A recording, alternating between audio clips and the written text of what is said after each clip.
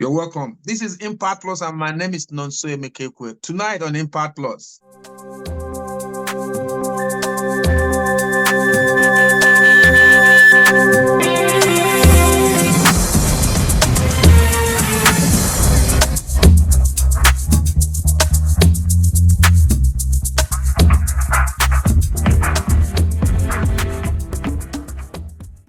We want to talk about the law that has been abolished in Abia State. The law that has seen 3 governors who are currently, 2 are currently sitting comfortably at the national, the Senate, taking in huge amount of money as pension. And then the one that he tried to also to contest, he didn't get there.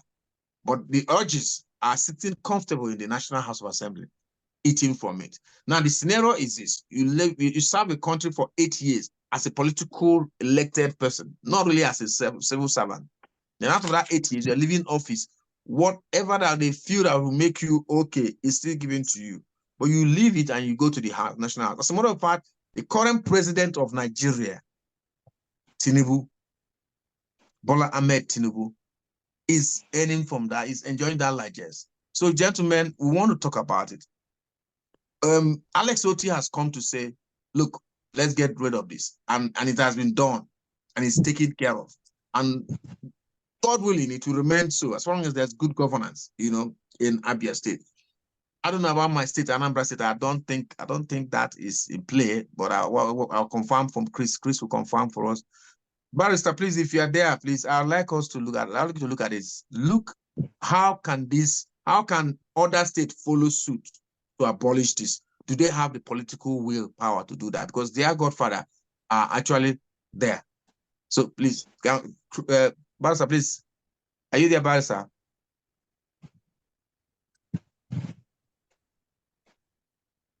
Thank you, also, for this opportunity once again.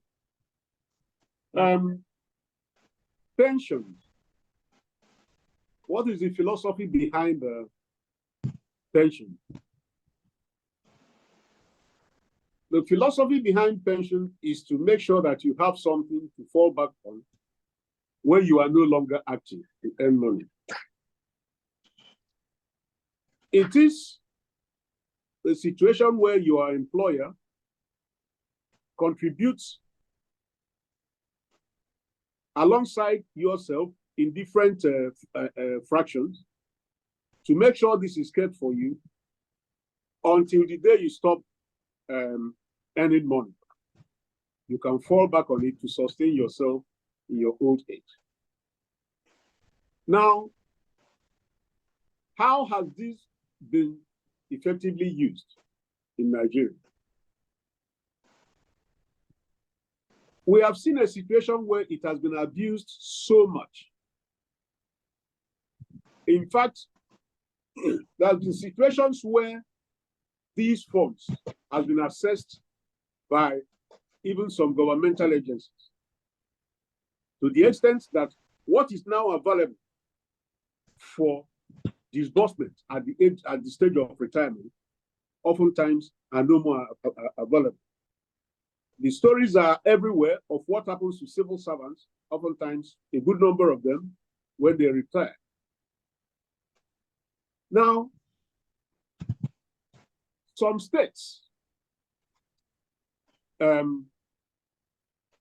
in fact, minus Abia State that just recently decided to abolish it. The question is it reasonable for anybody who has worked in the public to have pension? The answer is yes.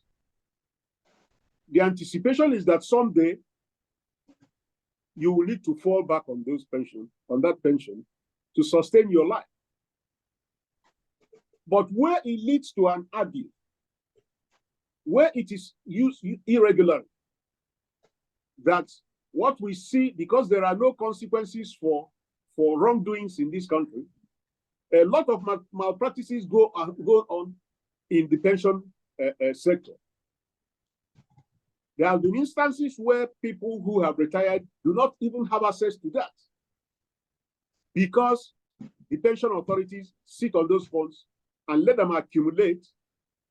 Some of them, they monitor. In fact, the people that often fall prey to this are those who are not strong enough to assert the authority, to know that this is what belongs to them, and they must get it whether anybody likes it or not.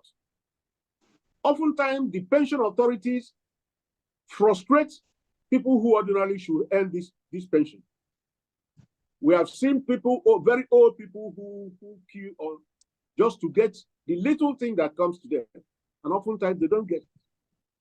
If you check the police, the list of retired police and dead people whose pensions have stuck, their families go hungry day in, day out. They can't get it.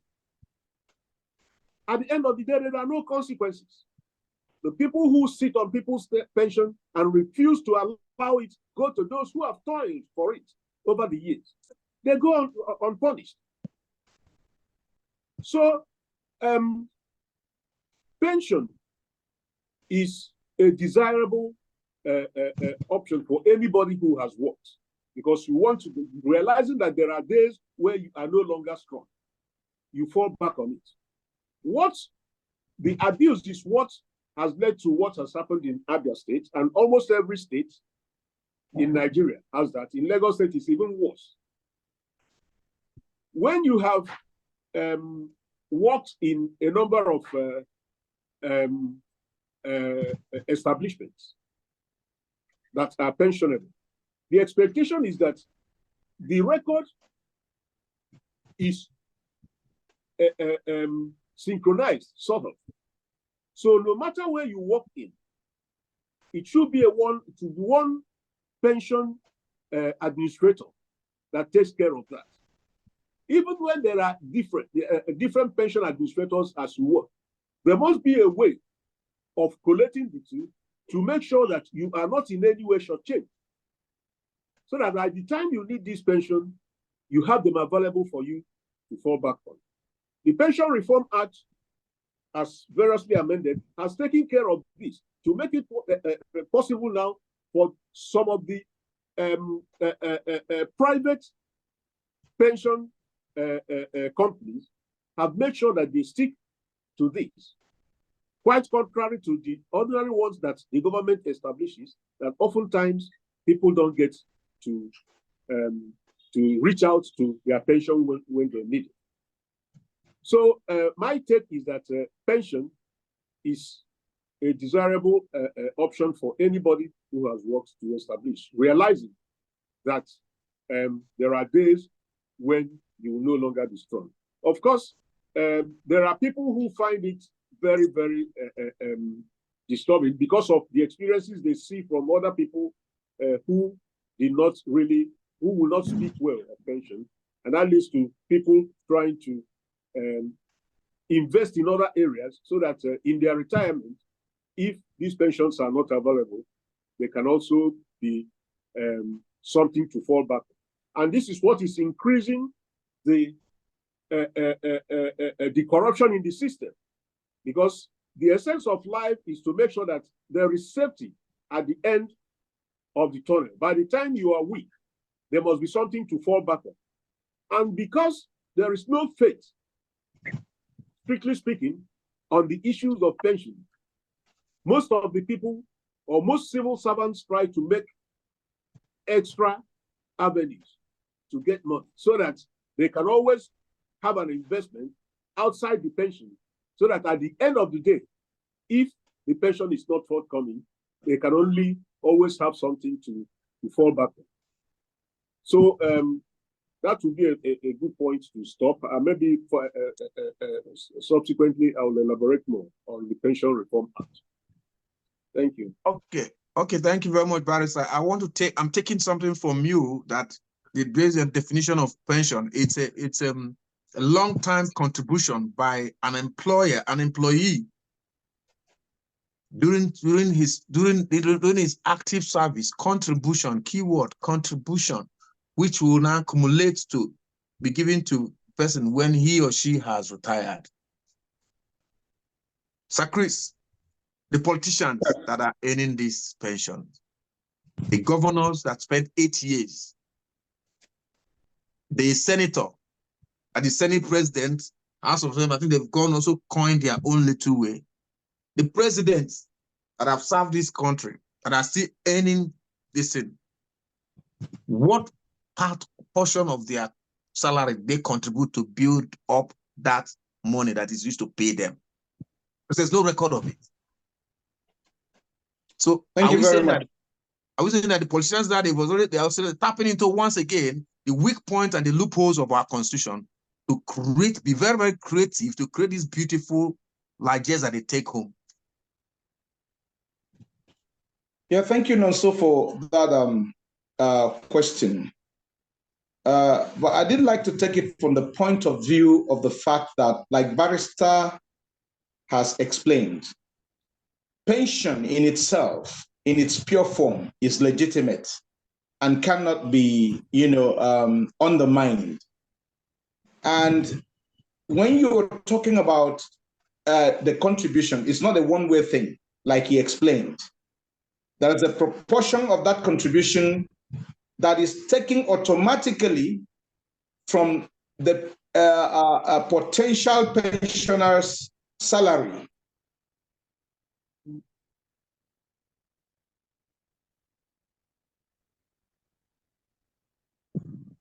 And there is also a portion of it that is also contributed by the employer. So it's a two-way thing, sort of. Now, having established that, I don't think that Nigerians are quarreling with pension, people earning pension in its pure, uncorrupted form. The Hulabalu has been more of people perhaps who have even worked, attained the retirement age, perhaps as permanent secretaries, like Barrister said, it doesn't matter in what ranks you've worked within a pensionable employment. But it has to do with people who have retired or people who have not even worked in that direction. But one way or the other became, elective political office holders, especially at the executive level. That is the one that people quarrel with the most, if you realize. Let me start by saying that I am a politician, sort of, because I've been there as a political activist for over 2 decades. So I cannot pretend not to be one of them. I am a politician, but my principles differ, and that's what sets me apart. What that does to me is that when this constituency that I think I also belongs to, apart from being, a member of the Fourth Estate of the Rim, becomes culpable, I do not hold back in, trying to, speaking truth to it. Now, I think it is an aberration in the first instance for a governor to even transit to a legislator, because to me, it's absurd in all, with every sense of humility and responsibility. I can tell you it's an absurdity. You are in charge of a whole state, and then after serving that state for 8 years, the next thing you want to do is to transit into a senator who is going to represent just 1/3, 1/3 of the whole state that you have manned. That to me is downgrading. I've made it, very simple. There are appointments that I will not accept at my level, even now, as a private individual. There are appointments that if anybody offers me today, I will consider it, a downgrading, such that I will not touch it with a pole. Even if I'm dying of hunger, I won't touch those with a pole.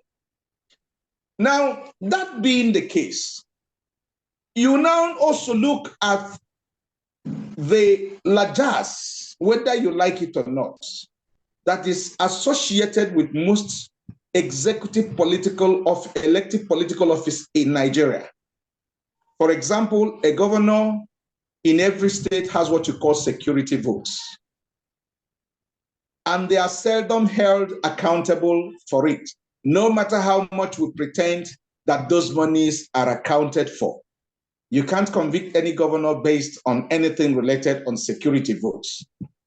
And, you know, the troubling aspect is that what amounts to that same security vote is, you know, appropriated by the state's house, the respective states' houses of assembly, which are in most cases lackeys to the executive governor.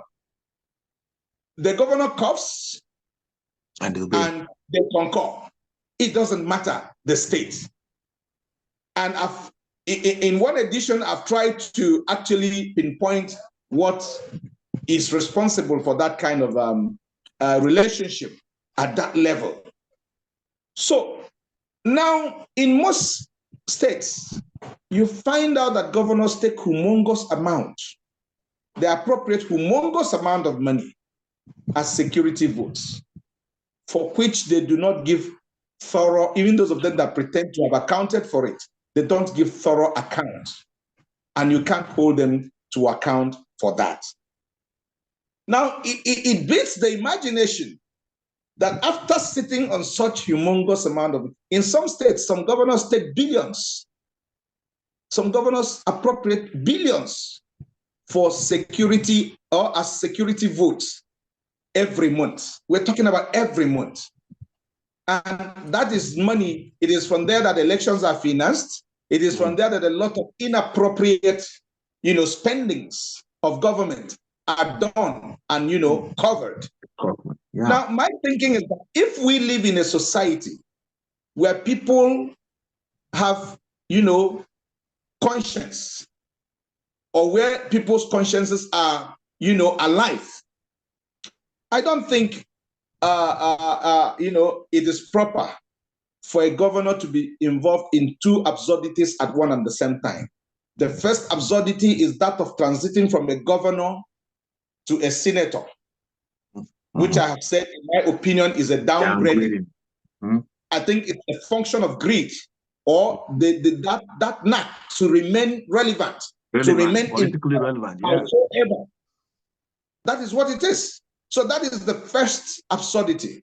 Then it is another absurdity, and an act of, you know, unbridled greed for a governor who have, you know, been governor for 8 years, appropriated these security votes that they seldom account for 8 years, to now go back and become a legislator and even accept to be, you know, to take pensions. I don't think it is proper. For crying out loud, when governorship was what it used to be in this country, we had people who served as governors, died, and were still homeless. We had a particular governor, I don't want to name names, in this country who died. And, you know, it was after his death that something that looked like a befitting home was built before his funeral was held. It's not just about governorship. We have people who have held high positions in this country, and they died without homes because they served and they decided that they were going to serve clean and simple. For example, the legendary unionist, Michael Imodu, is a shining example. We all knew what happened when he died and how, you know, a house was put together before he could be buried. But the important thing is that he was never found wanting on matters of integrity for one day. So for me, I think what has happened in Abia State, again, there are exceptions. The other day you were asking me a question.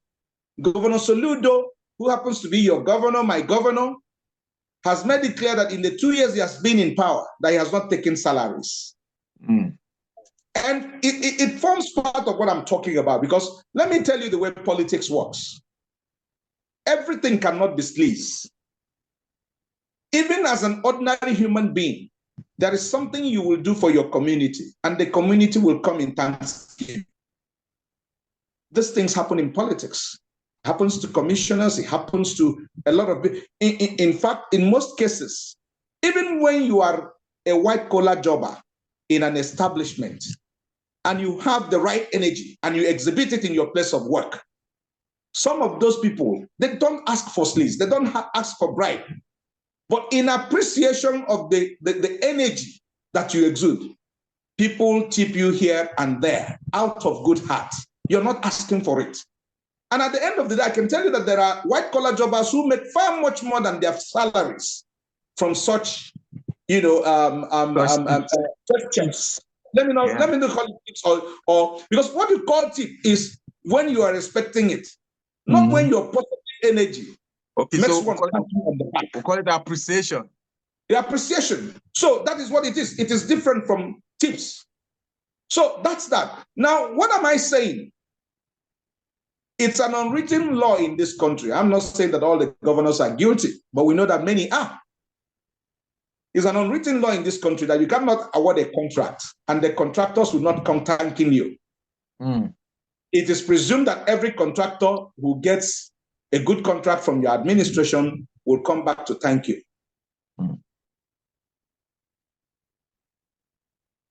Like our people will say, Hazel. If you're not amongst those who do that, then fine and good. You are an exception. But we know it is something that is very, very constant in the kind of country we live in. So for me, I do not support in anywhere without, without actually trying to take anything away from barrister's explanation that this is a legitimate thing for people to, to earn. I do not think that that legitimacy should extend to former governors who chose to transit to the Senate. If it's a governor that served his or her 8 years and bowed out, not that you contested and lost, as with Abia State, because even you made the point that 2 of the former state governors are in the Senate today. The 3rd would have been in the Senate if he had won, because he contested. So when you contest and lose, the dignity is no longer there.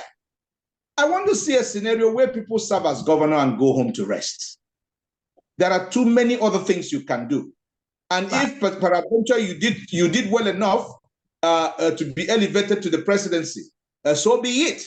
But the point is that you don't, it is greed, pure greed. And I think that every state should toe the path that the new Abia State governor has told.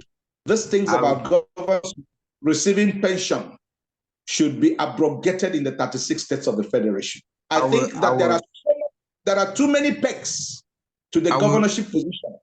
I will hold you to. I will keep you a hold on that to let you know that the man who is the president of Nigeria today is from the state, that's Lagos State, where this concept started and gained light. Of course. The man sitting on the seat of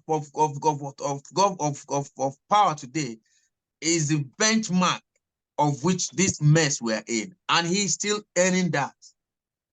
No, so, let me interject a bit. Well, I am not in a position to confirm whether he is still earning or not. But the point is that at least I'm coming now, so we've listened to his wife. On record. Attest to the fact that God has blessed them enough. So if all this started in Lagos, like you rightly pointed out, and I was in Lagos then, it is also very possible that he is in a position to end it, and he should lead by example. So if God has blessed them tremendously, as the wife has attested to public knowledge, I think that what's worth doing is worth doing. If my attention has not been adverted to that, let the action of the governor of Abia State, Alex Otti, speak, volume to him, and let him lead to see that this thing stop. Fortunately, you took the word out of my mouth, because that's where I was actually going. If he is the president of this country today, and he's going to finish, hopefully finish his 4-year tenure, and he leaves. If he wins 8 years, fine. Even if he just does the 8 years and he leaves, he's going to now sit down and take pension as president, take pension as governor. those are the blessings, in quote, that the family was visited.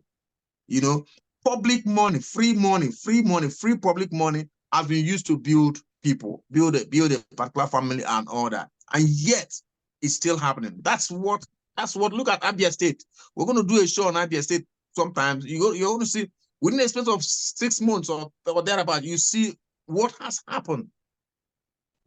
So, well, thank God that you realize what I'm saying, that the person sitting at the seat of power in Nigeria today has the power to say, let this end, if he can, if he has the political will to do that. That's it for another day. I don't know, Collins, if you're there, I don't know what your opinion is, submission is in this. It's because I want to borrow from what Chris said again, when he said that those laws were passed or could be passed by the State House of Assembly, because they are kind of in good relationship with the governor, the ruling governor of that period. So these laws got to pass. Now for you to cancel it the way Otti did, you must also believe that the State House of Assembly have cancelled it. Some of them will not say, waiting now, what's all this? Okay, fine, we'll do it, because they won't have ordinarily. How do we create a system that will curb this, let this end entirely? Because we are now at the whips and caprices of the politician to decide, okay, if Oga saying one time, we'll give him. If Oga saying one time, we'll give him. We'll give him that thing. We'll give him the way it is. How can Nigeria come out of this without having to say that Otti's character come into play? That there's a system that's money that's put an end to this thing, because you cannot be taken from the citizen who are hungry and they are paying you a pension. Okay, that's fine. So let me start from the back before I get to the front, right? The back is that for us to be able to stop these things, we need to have a critical mass of people like Otti in government, because you can't stop this by any form of agitation. You can't stop it by any form of protests. What is legal may not be moral. So there are two different things entirely. Legality and morality are two different things. Now, we know where this all began, just like I said earlier, that if one group has done something and it is sweet and people are seeing it, for example, Lagos did it and the governor is making so much money.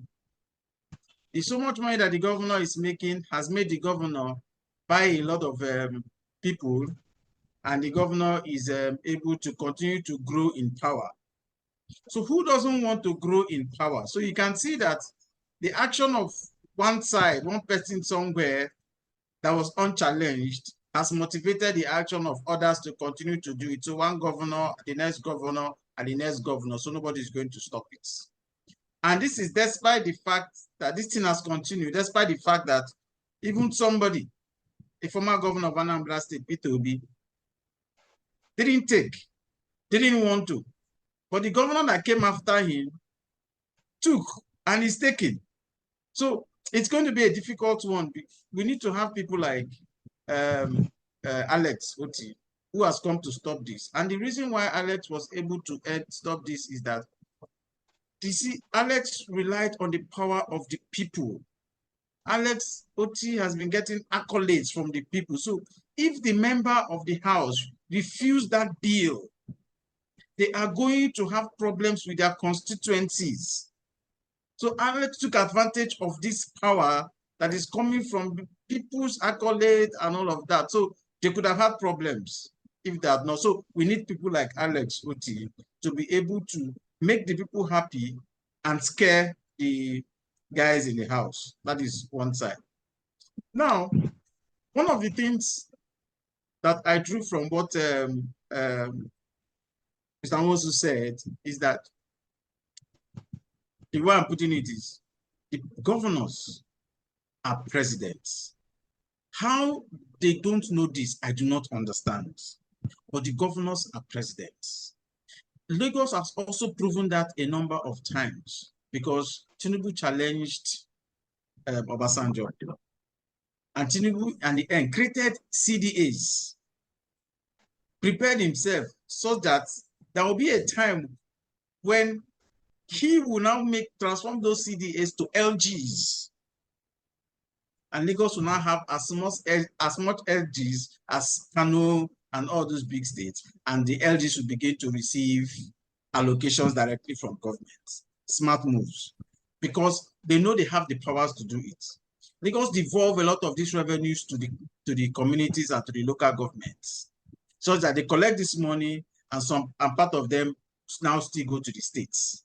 He empowered all those people and they became strong. It made them understand that. So now also the states, House of Assemblies has enormous power. If 24 states of assembly come together and take a decision, that decision is going to change the decision that will be taken in the National Assembly. So what it means is that every state itself is a nation in itself. The governors are presidents.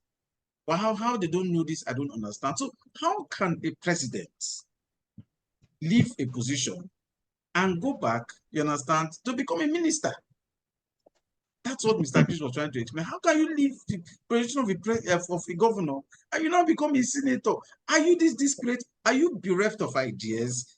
The payment, the money you have, whatever, you're saying that you cannot just go and just relax, you understand? Even if you don't do anything, you put the money in T-bills or bonds or in stocks or in fixed deposit or whatever, you will still live a good life.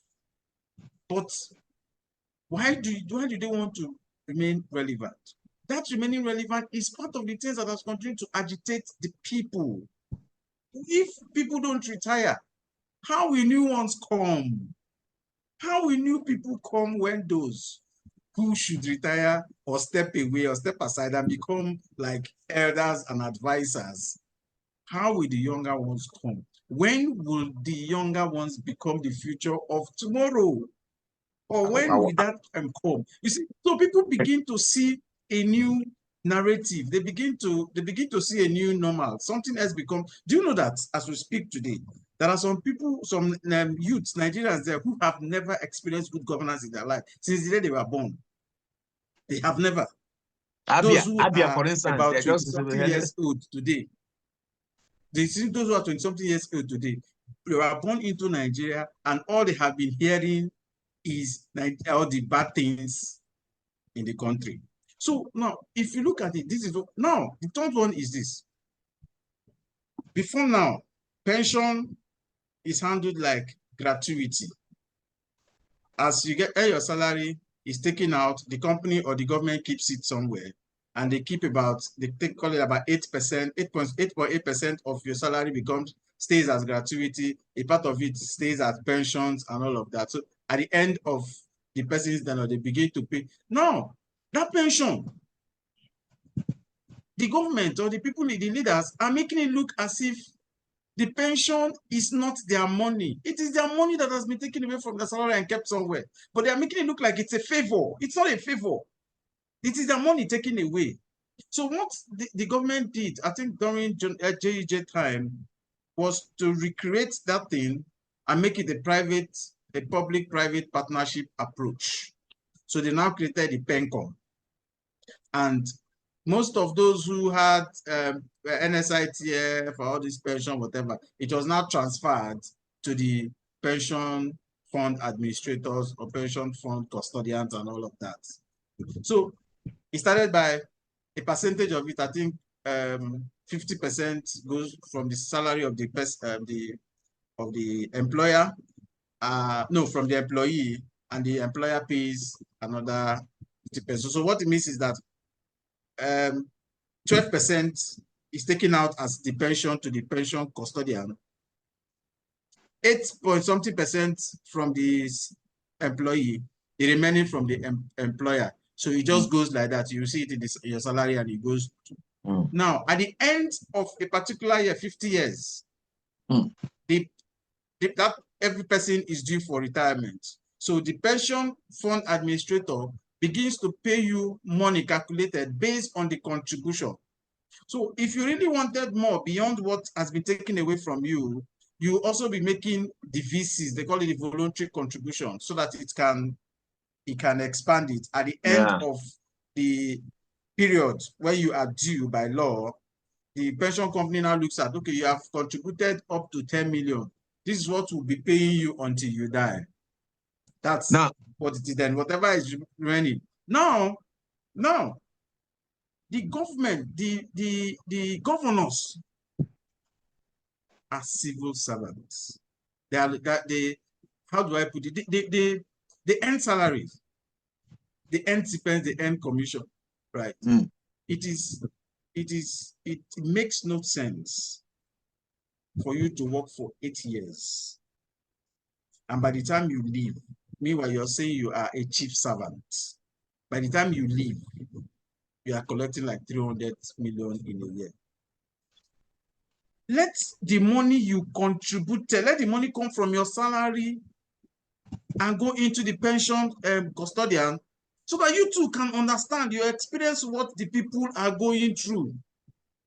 It makes no sense because already you don't collect fat salary.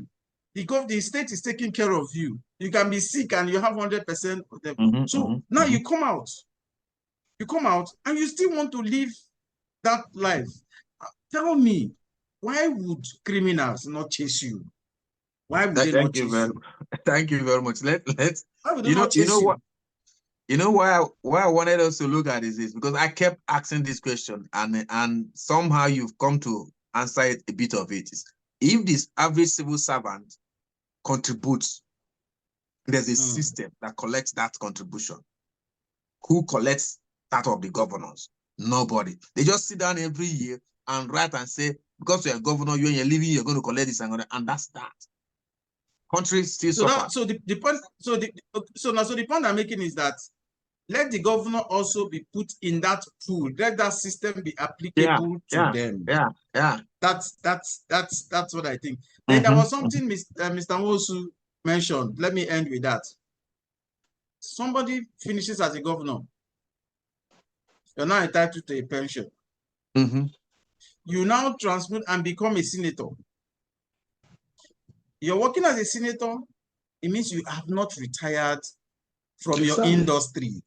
You are still a politician because politics has become an industry. So you are still in the industry.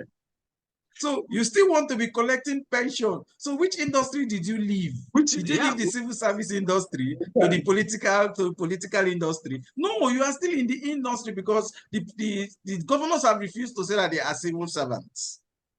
That's what they have refused to say. Okay, if you are not civil servant, what is your industry? Is your industry politics? Political servants, that's what they are. Political servants. If it's industry, then you are now from governor to senator. You are still in the industry. You have not retired from the industry. So why are you collecting pension from the industry? It doesn't make any sense. Thank you very much. I think they are all chopped. They chop from two sides. They chop from two sides. It's bad. I don't know. We'll do a roundup. Let me start with Barrister. Barrister, if you would like, if you're there, please can we have a roundup from you on this? Because I know that after your submission, we've had what Chris McCool said, and of course what Collins Okpala said. Let's have a summary from you, and also we'll come back to Chris, and then also I end with you, Collins, and then we'll round up. Barrister, are you there, please? Thank you. Thank you very much. It is a basic position of the law that it is not all engagements that are pensionable.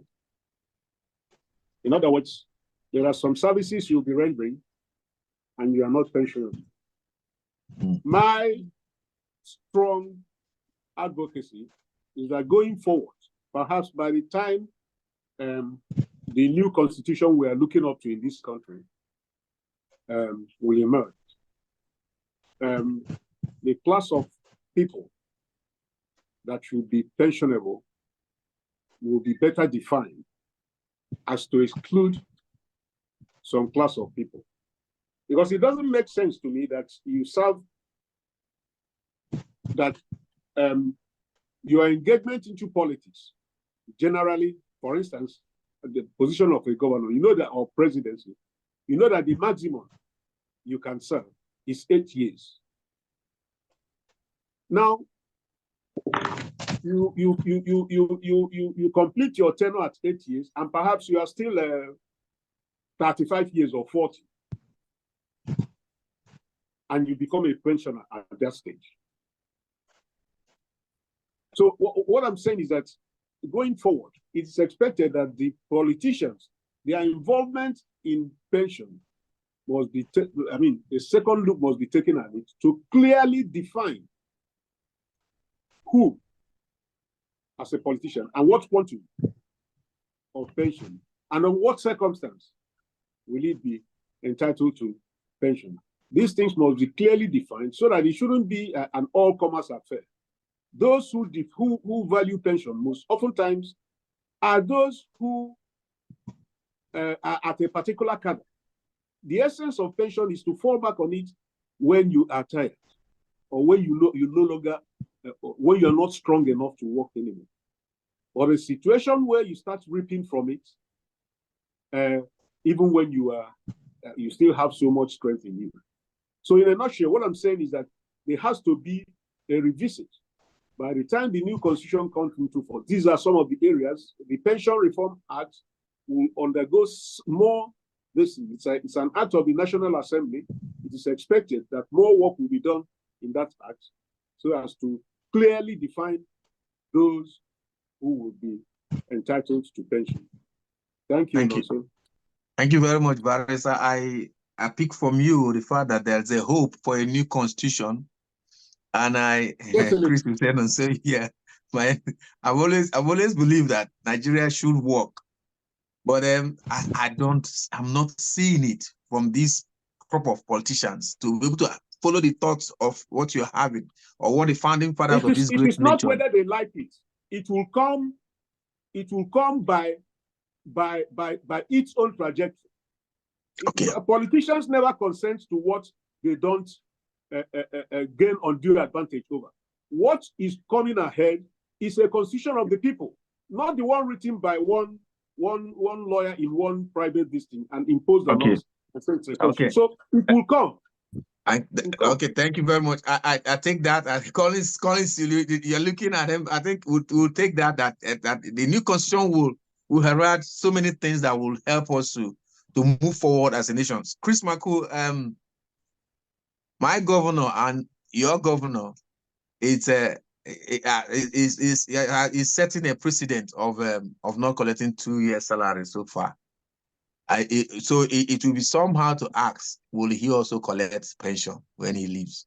So what's your submission? No, Chris, please. Well, as far as I'm concerned, only God can hazard guesses into the future.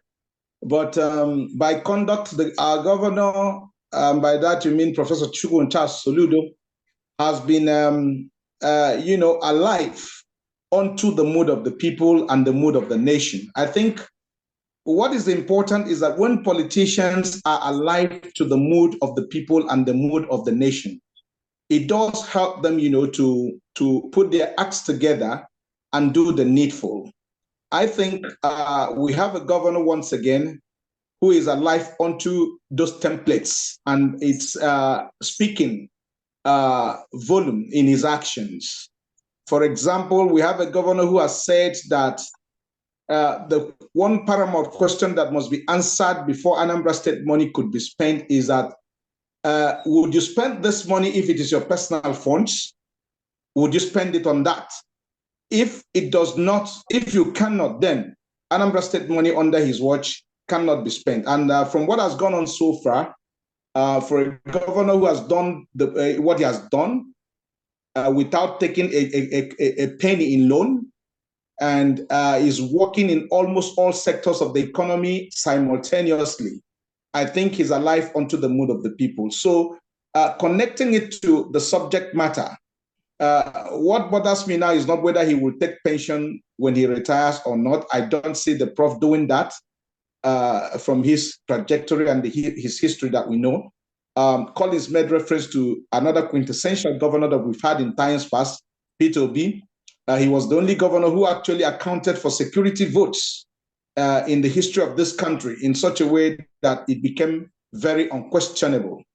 And it's been how many years now? It's over a decade now he left power, and we've not had any invitations from EFCC, this and that. It tells a lot about his integrity. And we have a new governor who is also working in that direction, in actions and in words. So for me, what is paramount is that, like you said, we have a president under whose watch as governor of Lagos State, the #1 state in Nigeria, undoubtedly, all this began. Yeah. And, it's not just about the pension, because what we didn't even enunciate is that most of these pension laws for favoring the governors in most states stipulates, for example, change of vehicles within a limited number of years. Yeah. And we're not talking about one vehicle, we're not talking about two, we're not talking about three. And then a retinue, retention of a retinue of X. So these are in the type of times that we're living in Nigeria today. I do not think that those kind of things should subsist. I think it's time the political class also purges itself. And if we can't be paying lip service to cutting costs. There is no magic to pulling Nigeria out of the woods other than reordering our priorities. And one way of doing that is cutting cost of governance. For now, we have not seen that in a lot of states, even troubled states that its economies are troubled. We have not seen that. So for me, I think these are enough motivations for the governors and the various state houses of assemblies to now act and do the needful. I do not completely concur that it is because Alex Otti is enjoying the support of the people that he's able to do what he's doing at the moment. I've always said that the governor in our local parlance, as we used to say, holds the knife and the yam. Whoever he gives, whoever he decides to give, gets it. I can tell you, there is nothing the governor wants from a state house of assembly that he cannot get with or without support of the people. That's why even in some states where, surprises are sprung during election, you see a governor, Peter Obi used to have 30 members of the Anambra State House of Assembly who were PDP members at the time he took over. Yeah. but we all know how the story ended. So a governor has enormous powers to make and not make. And I can tell you that if the governors are in the mood to end that rubbish, it will end, because it is indeed rubbish. Thank you very much. Thank you very much, Chris Makulmosu. Your opinion is noted, and the country is yearning for a new constitution. The country is yearning for those kind of leadership or leaders that can stand and say no to perpetual, daylight robbery of elite politicians on the people. Nigeria has to move forward. Collins, yeah, your governor, Hope Uzodinma. You're laughing. It's your governor, Hope Uzodinma. Yeah. You think he will take? Because I saw, incidentally, the former governor of Imo State, that's Rochas Okorocha. I saw his brother-in-law, the person marrying his daughter, his Ada, coming on air to talk about this same issue, saying, how can somebody who has done this and that? And I asked myself a question. Supposing say, that's what I was repeating in English, supposing that the guy be governor, will he have the power, the boldness to tell his father-in-law that you are not going to get your largesse will not go with you again. You are free money no go with you again. So Imo State can hope let go of these small coins. Okay. I don't know, and I don't seem sure that Hope looks like he needs more money. even after he has left the position as a governor. Do you understand? Because you know, one thing that comes with making money is needing more respect and needing more power, because you need power to also protect the money that you have made. So when you also have baggages and you know that people will also be waiting for you outside, you also want to keep more money for yourself to be able to, pacify, would I say buy more people or pacify? So the antecedents or so far that I see morally, I don't think that Hope Uzodinma will not want to relinquish that money. However, I don't know, like Mr. Amosu said, I don't know. He might just surprise us. He might just surprise us. Frankly speaking, Hope Uzodinma has some great guys in his cabinet. Whether he is allowing them to work or whether they are doing something, I don't know, because it is not trickling down. It is not happening. What is happening in Imo State? I don't know. Have you seen the latest report from StatiSense? You can imagine that Imo State, it's having the highest GDP after Lagos State. However, revenue is lower. What it means is that despite all of this, there is a lot of economic activity happening in Imo State. In Imo State. You understand? So despite all of these things that are happening, so it's probably maybe the hotels in Imo State also creating the many activities in the states. You understand?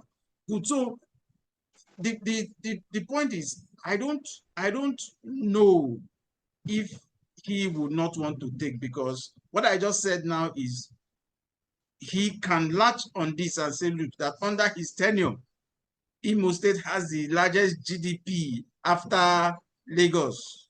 Yeah. And you know that GDP and revenue is a different thing.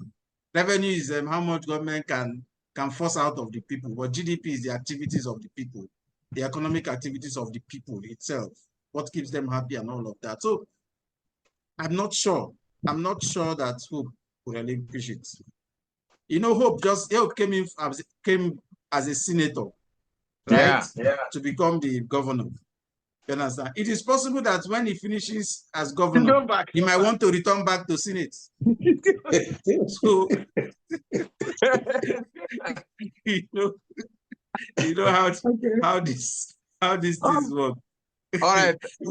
Thank you very much, gentlemen and viewers at home. This has been Impact Plus. We'll be back right after that. Please encourage you to support us, subscribe, share, and like our content.